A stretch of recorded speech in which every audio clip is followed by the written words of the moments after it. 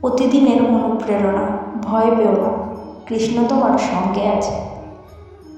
ভয় এমন এক অনুভূতি যা মানুষকে থামিয়ে দেয়,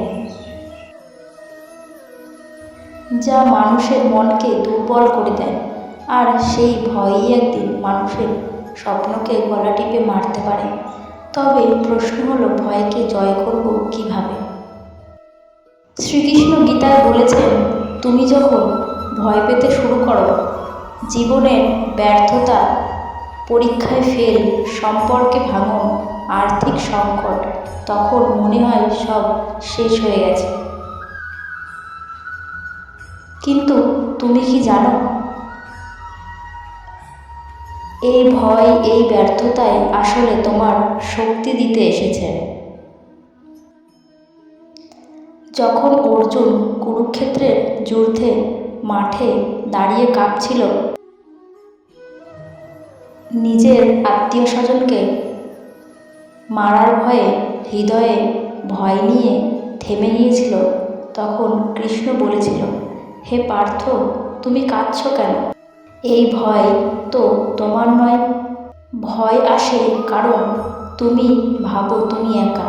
কিন্তু সত্যি কথা কি জানো, তুমি একা নও।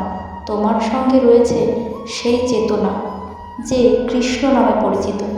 তুমি যেখানেই থাকো, যত বিপদের মধ্যেই থাকো, তোমার অন্তরের গভীরে এক অপার শক্তি আছে। সেই শক্তির নাম হলো বিশ্বাস। আর সেই বিশ্বাসের রূপই হলো কৃষ্ণ। আজ তুমি যদি সব হারিয়ে ফেলো, তবুও হেরে যেও না, কারণ কৃষ্ণ কখনো তার ভক্তকে মাঝপথে ছেড়ে দেয় না। তুমি যখন নিজের ওপর বিশ্বাস হারিয়ে ফেলো, তখন শ্রীকৃষ্ণ তোমার হাত ধরে বোঝায়, দেখো আমি এখনও আছি, তুমি শুধু থেমো না। একদম সাফল্য না আসুক আজ, তবুও ভয় পেও না, কারণ সময় বদলায়, কিন্তু কৃষ্ণের আশীর্বাদ বদলায় না। তুমি যে যতদূর এসেছো, সেটার প্রমাণ যে কৃষ্ণ তোমার হাত ধরেই নিয়ে চলেছে। এই পৃথিবীর সবাই ছেড়ে যেতে পারে, কিন্তু যে কৃষ্ণ তোমার হৃদয়ে বাস করছে, তিনি কখনো তোমায় ছেড়ে যাবে না।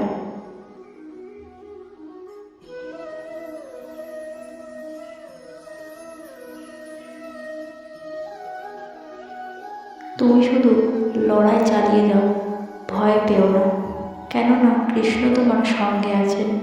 সেই কৃষ্ণ যিনি অন্ধকারের আলো দেখান, যিনি নিঃশব্দে তোমার পাশে দাঁড়িয়ে থাকেন, তোমার হৃদয়ের গভীর থেকে গভীরে।